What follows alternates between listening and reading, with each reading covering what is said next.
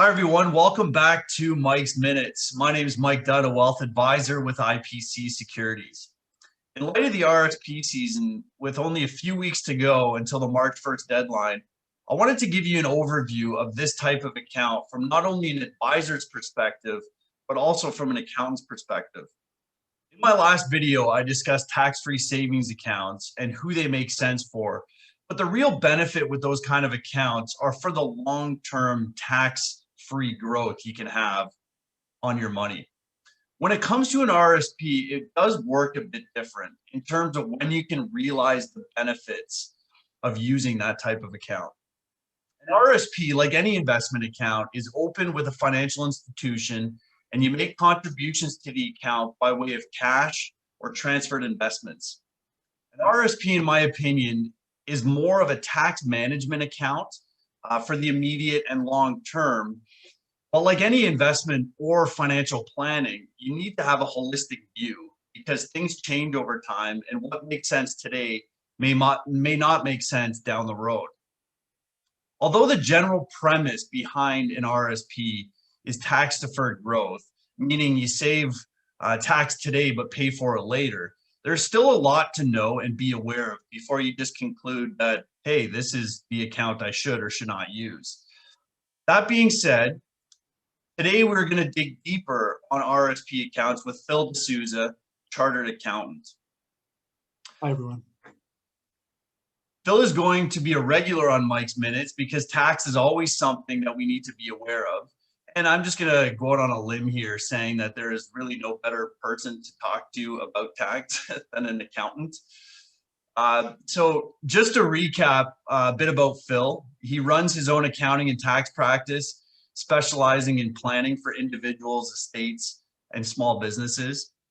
As always, the purpose of these videos is to provide education, not advice, because everybody's situation is different. And it's always best to reach out to a professional when it comes to these important topics in your life. So Phil, thanks again for joining us. It's always a pleasure to talk tax with you. Yeah, my pleasure. Excellent.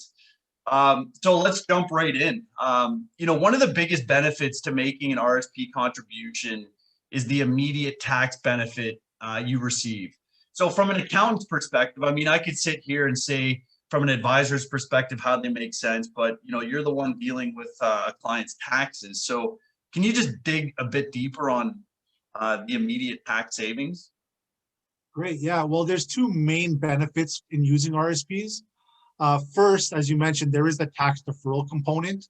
So for example, if you have someone making, say, $120,000 a year, if they make a contribution of $10,000 to their RSP, it'll save them $4,300 right off the bat in taxes. So they can take that larger sum, that $14,300, and invest it and earn even more income based on their rate of return. So eventually you will have to pay taxes on the money in the RSP. But if you can leave the money in there as long as possible, then that extra investment income you make will be beneficial in the long run. The second aspect really relates to income smoothing. So in Canada, we have what's called a graduated tax rate system, which basically means the more money you earn, the higher your tax rate. This is why people often get hit with a large tax bill on their death or when they sell their second property or sell their business. Essentially, it's much better to earn $300,000 over a span of 3 years rather than earn it all in 1 year. So using that same principle, if you can contribute to your RSP in your high income years and then withdraw the RSP in your low income years, you're basically getting free money in terms of tax savings. So in our earlier example with when you save $4,300, if you were able to take out that same $10,000 from your RSP in a year where you're making, say, $40,000, you'll only have to pay back $2,500 in the taxes. Mm-hmm. So that's an immediate saving of $1,800 on a $10,000 RSP contribution, which is quite huge when you consider the additional investment income you'll be making as well. So add that to the immediate tax savings, and it's really a no-brainer. Yeah, I get asked a lot, actually, how do I avoid taxes? Well, you can't avoid taxes, you can only minimize taxes. And this is a great example one example of how you can minimize your tax, because um, this is just, it's an easy way. Like I hear all the time, an RSP doesn't make sense for me, or, I don't like RRSPs. And, I take that with a grain of salt, because in my opinion, most of the time it turns out that the individual is not educated enough on an RRSP. I also hear people say, well, I do my own taxes and things like that. And I'm very vocal with, I don't want to do my taxes. I mean, Phil's my accountant.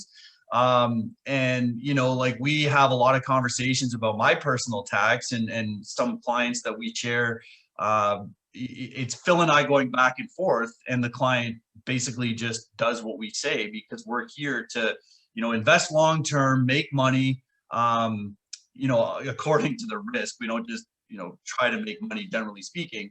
But we also try to minimize tax. And this is one account that, just with a little bit of education and working with two professionals for your situation, you can really hammer down the tax, because, we pay the CRA enough tax. So if we can minimize it, I mean, I'd be all for it. But that's, again, my personal opinion.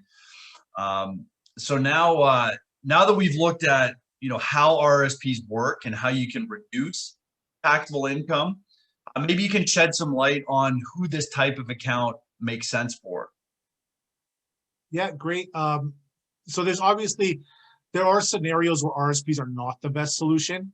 So you may not want to contribute in a low income year, for example, or when you turn 71, you start having to withdraw from your RSP. So in your late 60s, or it may not be beneficial to contribute either. But at the same time, it's still worth a look, right? Sometimes it is worth it to contribute in those scenarios. So it's really a matter of doing your tax plan properly and deciding if it's a good year to contribute, or perhaps put it off to next year.